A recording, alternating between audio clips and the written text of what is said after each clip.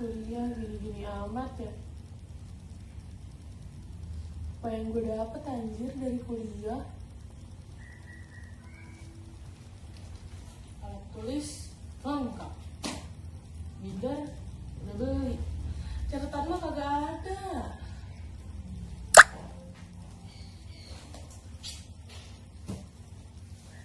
Kehidupannya sama kuliah cuma nongkrong terus,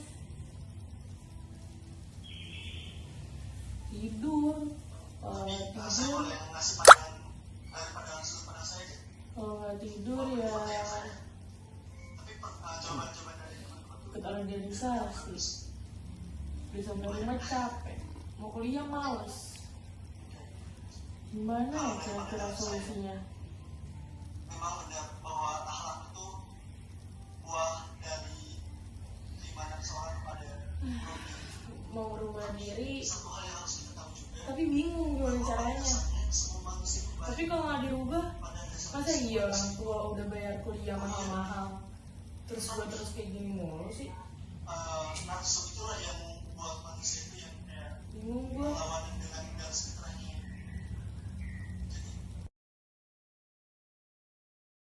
And we couldn't have done it without your support.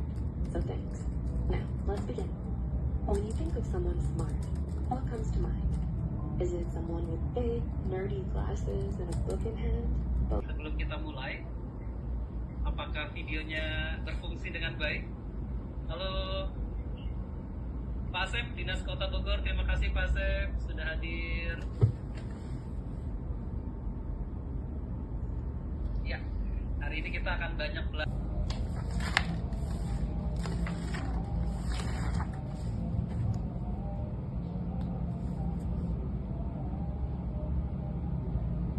Gimana sih, nggak ngerti sebenarnya gimana sih, kok nggak paham ya?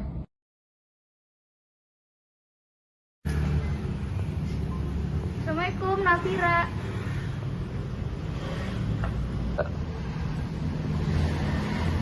Waalaikumsalam. Sini Fat, masuk, jangan di luar, masuk aja. Sini Fat, masuk, jangan di luar aja.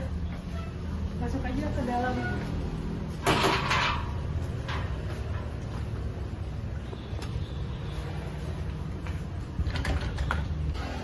Fat, sini masuk, duduk.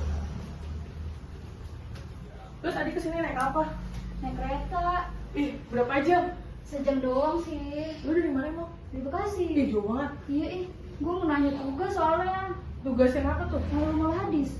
Oh, ulumul hadis. Yang bikin video bukan? Iya, ngerti nggak sih? Aduh, gue juga gak ngerti. Pusing banget juga kalau Zoom tuh suka kadang nggak ngerti gitu. Nah iya, gue juga tuh sekarang udah di posisi yang kayak ini loh, apa namanya, males banget. Nugas pun, nih gue udah beli bukunya, udah alat apa namanya, tulis gue udah lengkap, tapi belum tentu kepake gitu loh. Iya banget, kan gue juga nyambi kerja sambil kuliah gitu, tapi kayak males-malesan juga kuliah tuh, jadi kayak gak fokus, makanya nanya tugas juga gak ngerti. Iya kan, terus juga gue bingung kalau mau nanya sama dosen, takutnya ntar diomelin atau gimana kayak gitu. Nah makanya. Tapi kemarin sih gue sempet ngomong sama kakak gue ada kendala kayak gini. Nah, terus kan kakak gue, ya udah ntar kamu tuh konselor aja, soalnya dia dulu pernah ada masalah gitu Pat, gue nggak tahu sih masalah apa. Intinya dia bilang ke konselor aja, ntar insya Allah masalah yang kita alami nih bakal itu apa namanya, bakal selesai gitu. Soalnya kayak merasa bermasalah banget dirinya. Banget, gue gak ngerti sih. Kayaknya emang lagi futur. Iya banget. Gue gak ngerti juga yang ngalamin kayak gini kita doang atau anak-anak kelasan juga. Tapi gue sih selama pandemi gue ngerasa begini. Sama sih, jujur sama. Gak bisa fokus kan? Iya sama banget. Apa kita ke konselor aja? Tapi emang bisa kita ke konselor berdua gini? Nah itu gue gak tahu bisa apa enggak. Setahu gue kan berdua doang ya, maksudnya satu. Iya sendiri Iya, gitu kan. sendiri. Nah gue juga belum tahu apa enggak. Ntar gue coba nanya sama kakak gue apa gimana. Atau ntar kita coba cari-cari linknya kali ya. Iya, kita coba tanya aja nomor di konselor. Ntar kita tanya-tanya dulu kira-kira bisanya kapan. Terus bisa nggak sih kita langsung berdua begini? Iya. Soalnya biar Biar malu nggak cepat. sih? Terus juga malu belum pernah kan ya? Iya belum. Nah iya. Kita coba deh. Gitu.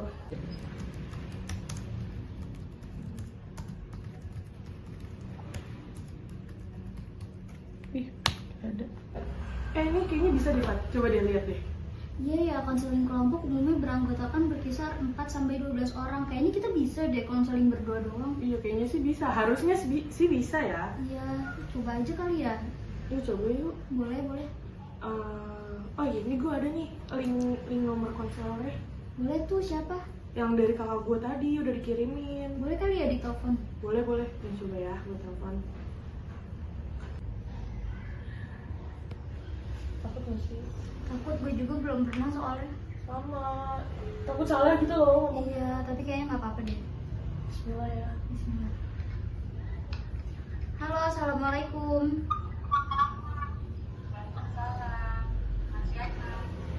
Kita dari mahasiswa Universitas Al-Azhar Indonesia, Bu.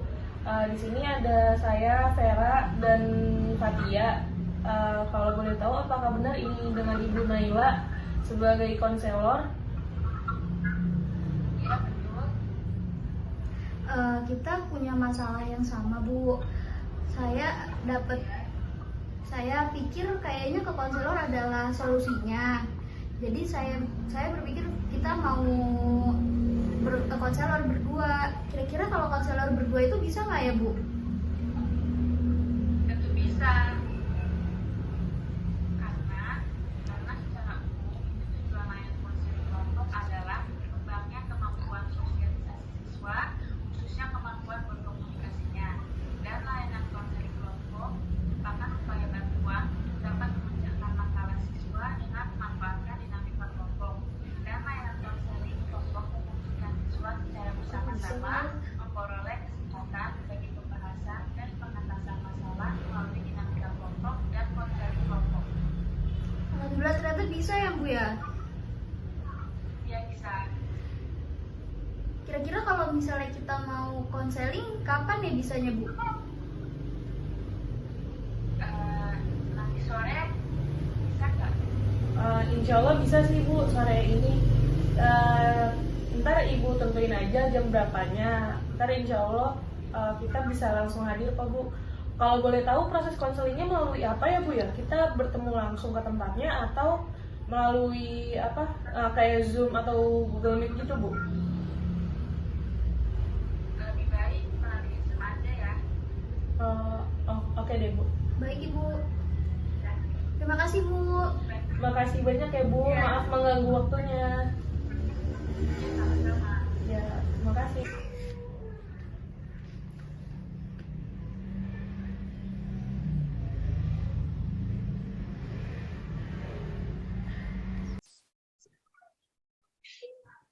Assalamualaikum warahmatullahi wabarakatuh. Waalaikumsalam. Waalaikumsalam warahmatullahi wabarakatuh. Dengan Fatia dan Nafira ya. Gimana nih kabarnya? Alhamdulillah, Ibu baik. Alhamdulillah, Bu, baik. Ibu sendiri gimana kabarnya? Baik nggak, Bu? Alhamdulillah baik juga. Sebelumnya saya ingin mengucapkan terima kasih karena kalian sudah meluangkan waktu untuk melakukan kegiatan pada hari ini. Mari kita berdoa dulu ya sama-sama.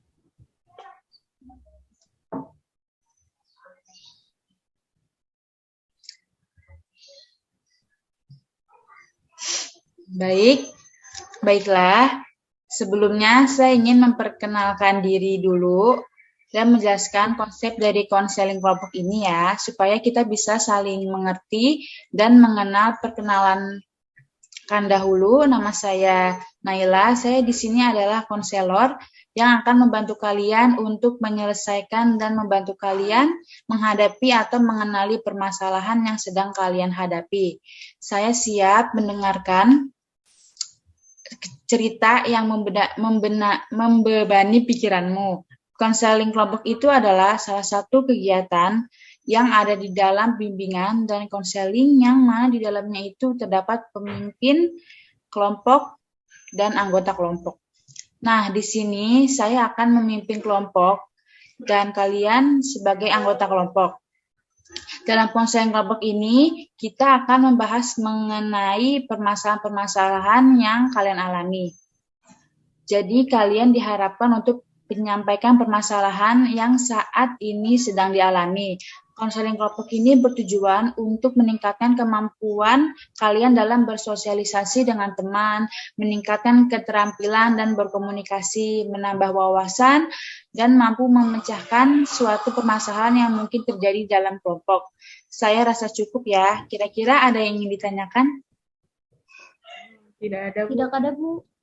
Baik, selain itu dalam kegiatan ini ada asas yang perlu diperhatikan ya, yaitu kerahasiaan yang insya Allah tidak akan menyebar dan kalian diharapkan bisa menjaga kerahasiaan mengenai apa yang akan kita bahas dalam kegiatan ini.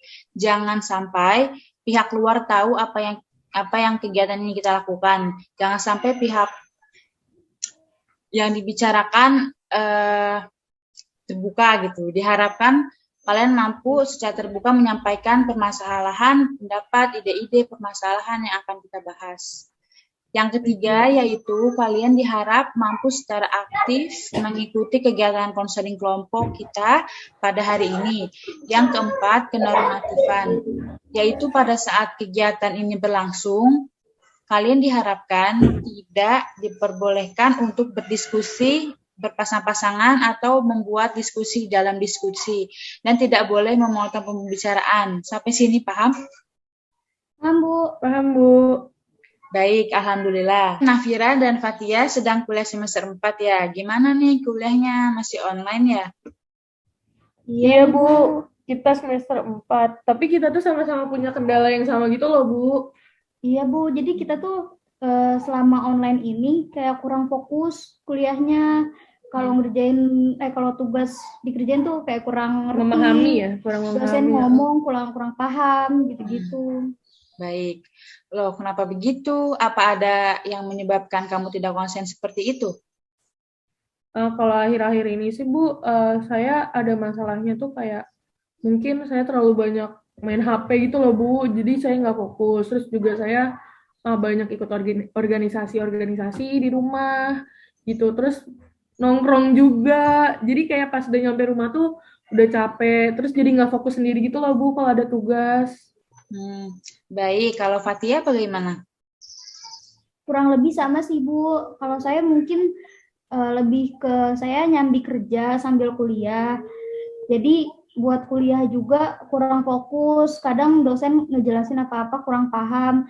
Soalnya sambil ngerjain sesuatu juga kan. Jadinya apa-apa kurang fokus, tugas gak ngerti. Makanya kita tuh sama-sama gak ngerti dan ternyata kita punya masalah yang sama. Makanya kita nyoba buat konseling kayak gini. Terus kadang ibadah juga kurang gitu. Ya, saya mengerti dan saya paham sekali apa yang kalian rasakan. Kuliah online memang mengharuskan kita untuk secara jarak jauh online dan itu membuat Fatia dan Nafira dengan keseharian kalian yang tidak kemana-mana dan harus fokus mendengarkan dosen berbicara secara online. Coba bisa Nafira jelaskan dahulu secara lebih rinci bagaimana permasalahannya. Lalu Fatia. Boleh, Bu. Jadi gini, saya tuh selama kuliah, mungkin selama pandemi kali ya, Bu ya. Selama pandemi itu saya bisa nggak fokus sama sekali gitu loh, Bu, sama pembelajaran. Soalnya nih, pertama karena mungkin faktor saya sering di rumah gitu ya, karena di rumah full, terus juga saya jadi itu, Bu, jadi males main HP mulu, terus banyak ikut organisasi juga kan, yang mengharuskan saya fokus di hal itu juga. Jadi selama masuk kuliah itu saya jadi yang kayak, duh kok malas banget gitu loh, terus saya juga nggak bisa fokus sama pembelajaran. Jadi kalau misalkan dosen lagi ngejelasin tuh belum tentu saya paham. Saya udah siap nih, Bu, buku udah saya siapin, pulpen apa segala, alat tulis lah, saya udah nyiapin buat saya catat. Tapi belum tentu saya bisa nyatet, Bu, soalnya nggak fokus apa yang diomongin sama dosen gitu. Baik ya Nafira, saya mengerti dan saya paham sekali apa yang Nafira rasakan. Kuliah online memang mengharuskan kita untuk secara jarak jauh online dan itu membuat Nafira penat dengan keseharian Nafira yang tidak kemana-mana dan harus fokus mendengarkan dosen berbicara secara online. Lalu jika sedang seperti itu, apa yang Nafira lakukan? Kalau misalkan kayak gitu tuh paling saya cuma diem, terus ngedengerin apa yang dosen sampein gitu loh, Bu. Walaupun dia belum tentu bisa saya tangkap 100% gitu, Bu. Baik. Apakah Nafira tahu apa yang menyebabkan Nafira seperti ini? Mungkin kalau dari yang saya pikir-pikir tuh ya Bu, mungkin saya tuh lagi di tahap futur gitu loh Bu. Jadi saya tuh kurang beribadah mungkin ya. Terus kayak saya juga tuh terlalu membuang-buang waktu, jadi fokusnya sama hal lain. Yang sementara kuliah itu juga suatu kewajiban saya gitu Bu. Hmm. Baik, permasalahan ini terjadi karena Nafira merasa bosan ya kuliah online, penat dengan keadaan pandemi yang tak kunjung usai, lalu ibadah Nafira pun ikut terganggu. Lalu, apakah Nafira pernah mencoba untuk berubah, misalnya dapat memulai hari dengan semangat? Sebenarnya saya udah pernah nyoba Bu, tapi pada akhirnya tuh balik lagi gitu loh Bu ke rutinitas awal saya yang males-malesan gitu. Misalkan saya udah nyoba nih, misalkan saya mau fokus sholat saya biar teratur di jam yang tanpa lewat mungkin ya Bu ya. Ya, Tapi tiba-tiba tuh kayak balik lagi ke rutinitas awal yang menyebabkan saya tuh jadi males banget sholatnya. Terus ya boro-boro saya baca Quran Bu, megang majarang gitu ya, gitu Bu. hmm. Coba pikir 2-3 kali ya Nafira, bagaimana orang tua Nafira membiayai Nafira untuk bisa kuliah sampai semester 4 ini. Apakah itu akan menyelesaikan masalah? Nggak tahu lah Bu, saya juga bingung. Coba Nafira niatkan diri untuk ikhlas menimba ilmu karena Allah Ta'ala. Sebagaimana yang diriwayatkan dalam hadis, Likula amali sirot wakuli siroti fatrotu. Faman kanas fatrotu ila sunnati fakod aflaha waman kanats illa gobri zalikal fakot halaka.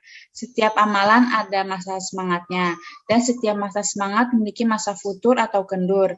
Barang siapa ketika futur ia kembali kepada sunnahku atau ajaranku, maka beruntunglah dia.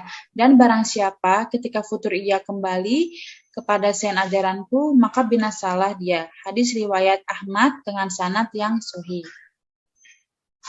Baik Bu, terima kasih banyak Bu. Mungkin nanti bisa saya coba kembali semua yang udah tadi saya konsultasikan itu Bu. Terima kasih banyak Bu. Ya. Baik, kalau permasalahannya Fatia seperti apa? Jadi akhir-akhir ini saya kuliah sambil kerja dari semester 3. Nah, pas semester 4 ini tuh saya rasa saya sulit fokus dalam mendengarkan dosen ngomong. Kadang kalau dosen ngomong kurang paham apa yang dosen bicarakan, terus tugas yang diberikan juga jadi kurang mengerti. Makanya saya merasa sepertinya saya salah. Saya juga jadi melalaikan kuliah saya daripada kerja gitu. Saya jadi lebih fokus kerja. Ya kurang lebih sama sih kayak Nafira, terbengkalai kewajibannya. Cuma saya juga susah untuk memperbaiki diri saya karena saya bingung saya harus apa. Baik, Fatia, sekiranya kamu mengambil kuliah itu, kamu harus tahu konsekuensinya. Dan kamu harus bisa membagi waktu mana kerja, mana kuliah, agar kamu bisa fokus dengan salah satunya. Kamu harus tahu kewajiban kamu ya. Dalam hadis itu dijelaskan dari Ibnu Majah yang berbunyi menuntut ilmu itu wajib atas setiap muslim. Hadis pertama ini diriwayatkan oleh Ibnu Majah yang berbunyi thalabul ilmi fardhotun ala kulli muslim, yang artinya menuntut ilmu itu wajib atas setiap muslim. Dan artinya siapa yang menempuh jalan untuk mencari ilmu, maka Allah akan memudahkan baginya jalan menuju surga. Hadis riwayat Muslim. Dan artinya barang siapa yang keluar untuk menuntut ilmu, maka ia berada di jalan Allah hingga ia pulang. Hadis riwayat Tirmizi.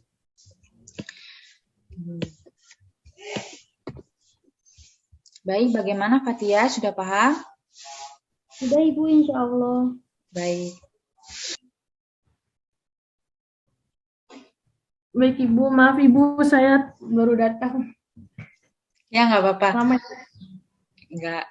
Baik ya, dari saya ambil inti dari permasalahan kalian adalah kalian sulit fokus kuliah ya pada masa pandemi seperti ini. Saya sangat mengerti. Tadi juga sudah sama-sama diketahui sebab akibatnya. Allah Subhanahu wa Ta'ala berfirman dalam surat Al-Mu'minun ayat 97 sampai 98. Wa qul rabbi a'udzubika min mu'azzitil syaitani wa a'udzu bika rabbi durun. Katakanlah, hai Muhammad, aku berlindung kepadamu ya Allah dari gangguan setan. Aku juga melindungi kepadamu dari kepungan mereka. Nah, dari ayat tersebut bisa diamalkan sebagai doa ketika membutuhkan daya fokus dan konsentrasi yang optimal. Misalnya dirasa kita sudah mendapati indikasi dari sulitnya fokus dan konsentrasi dari kita, maka sebaiknya kita membaca doa tersebut. Saya harap pikiran kalian bisa positif, fokus kalian meningkat, dan semangat dalam berkuliah online di masa pandemi seperti ini. Jadi, apa kesimpulan dari konseling kelompok kita ini? Ada yang tahu? Jadi kita harus niatin fokus belajar karena Allah ya, Bu? Ya, betul. Ya. Terus juga jangan ngelalain nggak sih Bu, apa itu belajar sama kebutuhan kita yang di belakangnya. Soalnya belum tentu yang kita jalanin ini lebih bermanfaat daripada kita kuliah gitu lah Bu. Ya, betul. Kita cukupkan konseling hari ini. Wassalamualaikum warahmatullahi wabarakatuh. Waalaikumsalam warahmatullahi wabarakatuh. Terima kasih banyak